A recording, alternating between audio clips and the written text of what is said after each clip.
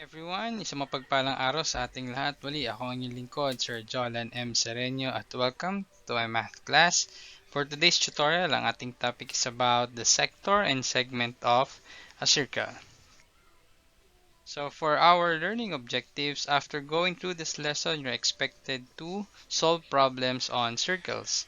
So this is one of the possible problems na pwede natin incorporate sa circles. So first, we need to know how to identify segments and sectors of a circle. Kasi doon iikot yung ating problem solving ngayon. So first is, we need to identify, what is a sector of a circle. So by definition, it is the region bounded by the two radii and their intercepted arc. So sir, ano nga bang itsura ng sector of a circle? So by illustration, ganito siya. Okay, so as you can see sa ating illustration, we have here a circle, circle B, it is named using its center. So the center of the circle is point B. And the two radii, so we have here line segment AB, this is a radius. And we also have line segment BC, which is also a radius. And the intercepted arc is arc AC. Therefore, this shaded region, ang tatawagin nating sector of a circle, also known as the sector ABC. Okay, so that's how we illustrate a sector of a circle. Now, so to find the area of a circle, you need to get the product. So you need to multiply the measure of the central angle divided by 360 degrees. That's one revolution, complete rotation sa isang circle, and the area of the circle. So babalikan natin yung formula for getting the area of a circle, and then we need to identify what is the central angle in our given circle, and then you divide it by 360 degrees. Okay, so let's check what will be the formula. Ano nga bang gagamitin nating formula, sir, sa pagkuha ng area of a sector of a given circle? So here we have the formula. You have pi r squared c divided by 360 degrees, where C is the central angle in degrees, okay, and then yung R is the radius of the circle, and pi, so that's spelled as P and I, approximately 3.14. So 2 decimal places tayo, so standard naman yan. Every time na meron tayong pi, so ang ginagamit nating equivalent niya is 3.14. So again, may mga values pa to kasi non-terminating, non-repeating decimal. So ang ganda na tayo, nearest hundreds tayo, no? So kaya ginagamit natin is yung 3.14. So mahalaga na ma-identify niyo muna ng maayos yung ano nga ba yung mga variables na nasa formula. So, yun kasi ang isa sa mga weakness natin kung bakit parang hirap gamitin ng formulas. Kasi hindi natin ma-identify kung para saan ba yung mga variables, mga letters na nandoon sa ating formula. So, mahalaga na ma-identify nyo muna yun bago natin gamitin yung formula in solving problems. Okay? Number 1. Okay, so given the figure, this is our figure now. Okay, so our problem is find the area of the shaded region.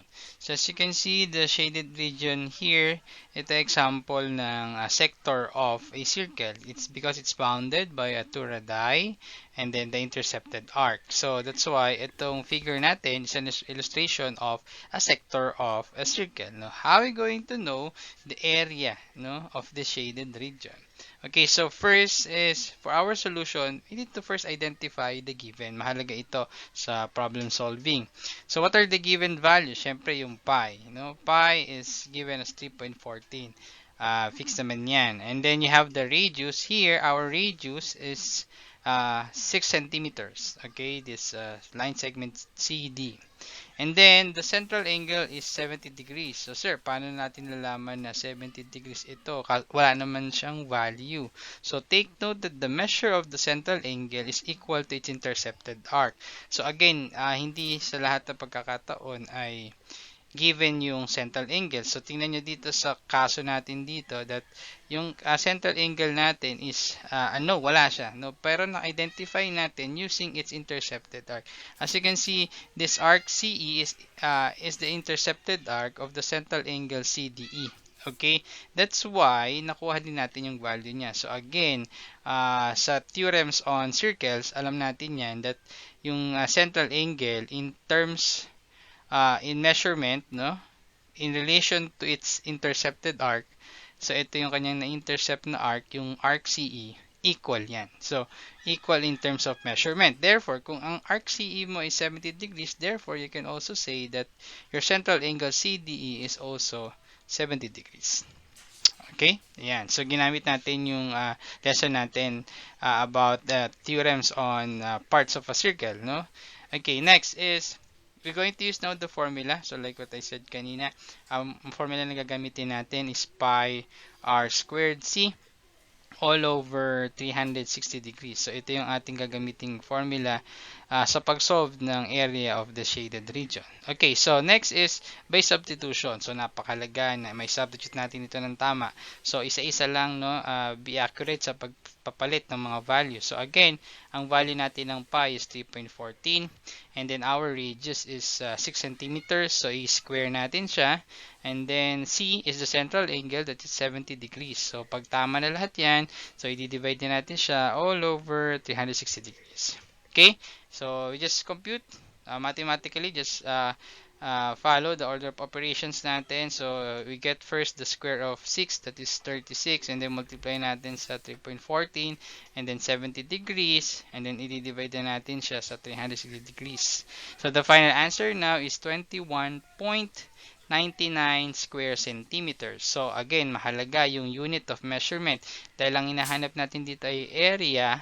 So, make sure that yung ating unit of measurement ay naka-square. So, saan naman natin nakuha yung centimeter square? Dito naman siya galing dahil kinuha natin ang square ng 6 centimeters. So 6 centimeters, pag in-square natin yan, therefore, yung kanyang unit ay magiging square din. No? Kaya magkakaroon tayo dito ng square centimeters as our unit of measurement. So, ganun yung nangyari dyan. And then, you can do calculation naman dito. Napakadali lang yung calculate. And then, 2 decimal places tayo. That's why our final answer here is 21.99 square centimeters. So, yun yung area ng shaded region na to. Okay? So, this region, shaded area natin ito is 21.99. So, again, don't forget the unit of measurement. So, gagamitin natin ay centimeters square.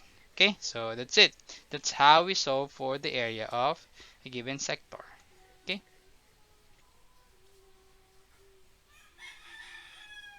Okay, now, so let's proceed to the next part of the circle natin.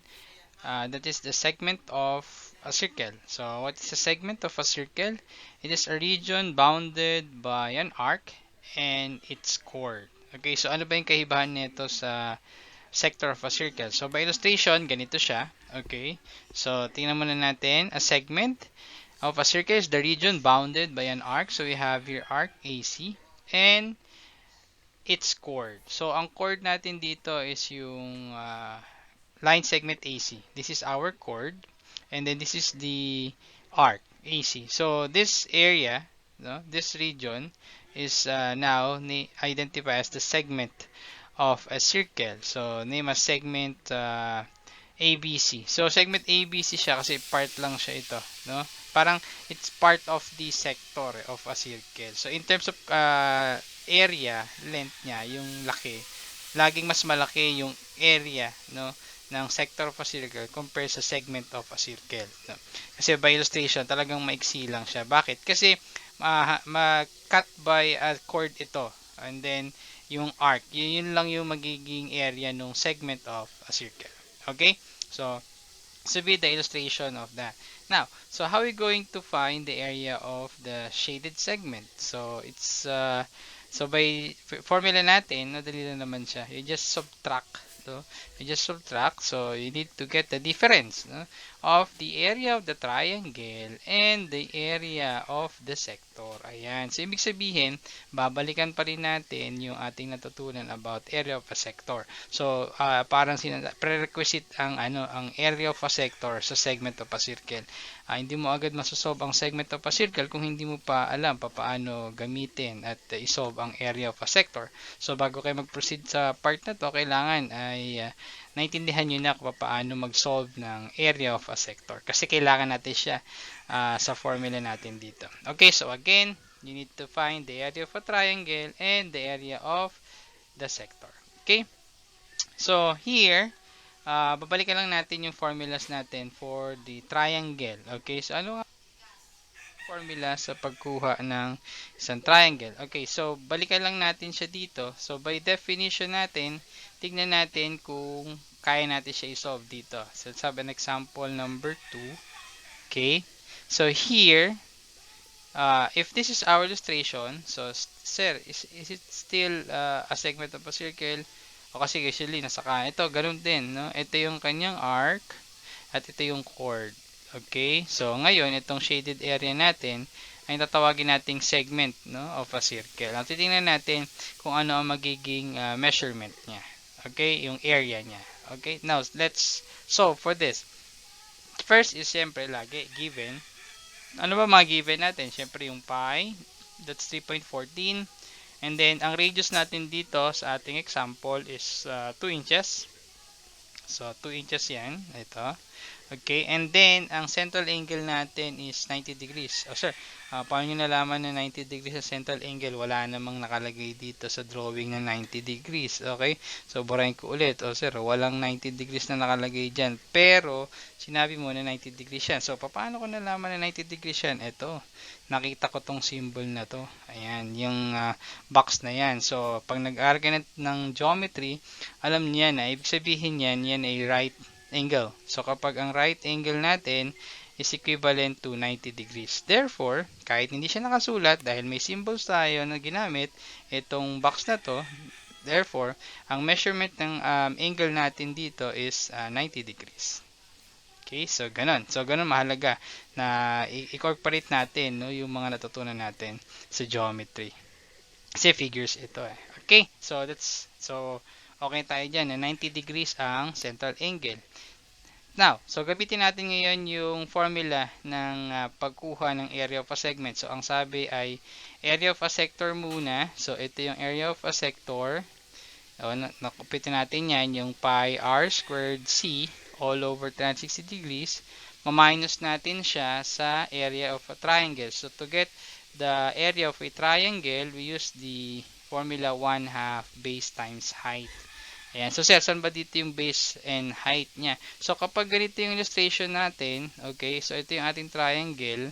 So, this will be our base, okay, and then this will be our height. Okay?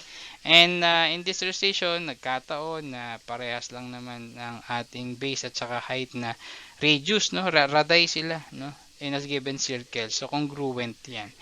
Kaya, ang magiging values niya parehas lang. Okay? So, mamaya makikita natin paano siya ilalagay dito. Okay? Now, so, by substitution, so again, yung pi natin is 3.14, ang radius natin is 2 inches, and then ang ating central angle is 90 degrees, divided by 360 degrees, and then minus, so 1/2, that's constant, 1/2, so ito yung ating base, okay, and then ito yung ating height. So, sir, bakit parehas 2? Yun nga, kasi nga, yung ating base, line segment JH, is a radius at ang ating height na GH is also a radius. Kaya equal yan in terms of measurement. Kaya nasabi natin na yung base natin is also 2 inches. Okay, so yun, mahalaga yun na hindi kasi lahat dyan ibinibigay. Kailangan gamitin mo rin yung mga concept na natutunan mo mga previous lessons. So, kaya ang ginamit natin dito na value ng B natin, yung base natin is also 2 inches. Okay, kasi alam ba, meron theorems, concepts tayo, concept natin gagamitin that radii na given circle are congruent, no? Kahit maglagay ka dyan ng 10 radii or radiuses, pare-parehas ang sukat yan as long as nasa sa isang circle sila. Okay? Kaya ganun yung ginamit nating concept dito. Kaya nasabi natin na yung base natin is also 2 inches. Okay? And then, just perform the order of operations natin. So, you just get the square of 2. So, you have 4 square inches. And then, we multiply to 3.14 times natin sa 90 degrees divided by 360 degrees. And then, minus the area of a triangle. So, our final answer now is 1.14 square inches. So, naka-square ulit yung ating unit of measurement. Bakit? Kasi nga, tayo ay naghahanap ng area of a given circle. Okay? So, dito,